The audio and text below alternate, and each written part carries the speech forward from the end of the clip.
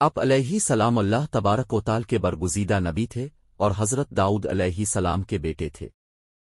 حضرت داؤد علیہ السلام کی طرح اللہ تبارک و تعالی نے حضرت سلیمان علیہ السلام کو بھی بہت سے معجزات عطا کر رکھے تھے۔ اب جانوروں کی بولیاں سمجھ لیتے تھے، ہوا پر آپ کا قابو تھا۔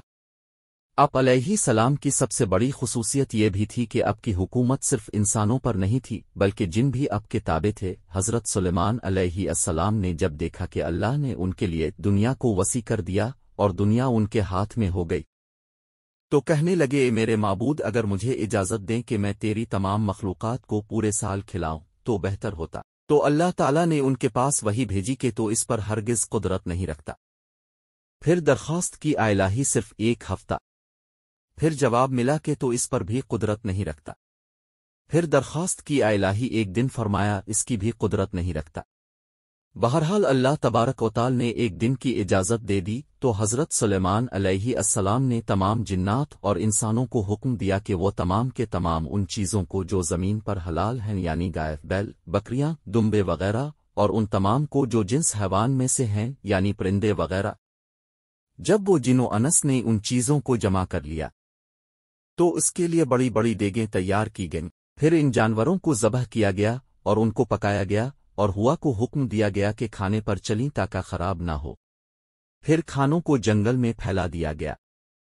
اس کا طول 1 مہینے کی مسافت کے برابر تھا اور اس کا عرض بھی اتنا ہی تھا۔ پھر اللہ تعالیٰ نے حضرت سلیمان علیہ السلام کے پاس وحی بھیجی، سلیمان علیہ السلام تو مخلوقات میں سے کس سے دعوت شروع کرے گا؟ تو حضرت سلیمان علیہ السلام نے فرمایا کہ میں دریا کے جانوروں سے شروع کروں گا۔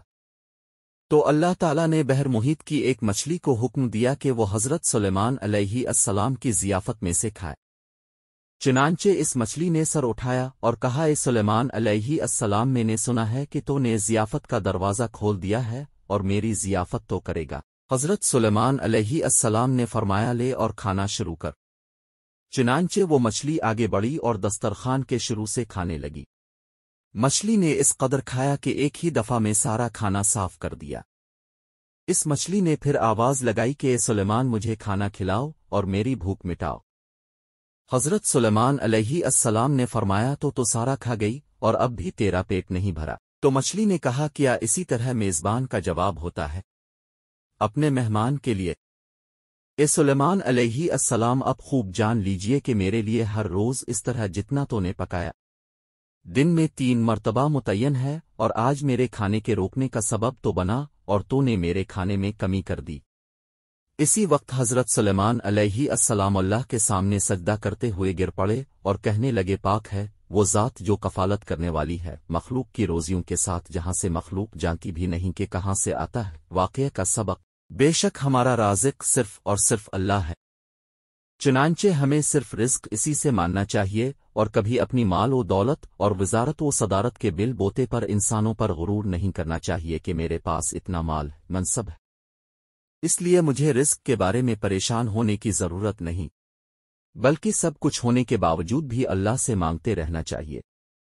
دعا ہے کہ اللہ تعالی ہم سب کو اس واقعہ سے سبق حاصل کرنے کی توفیق عطا فرمائے۔ آمین۔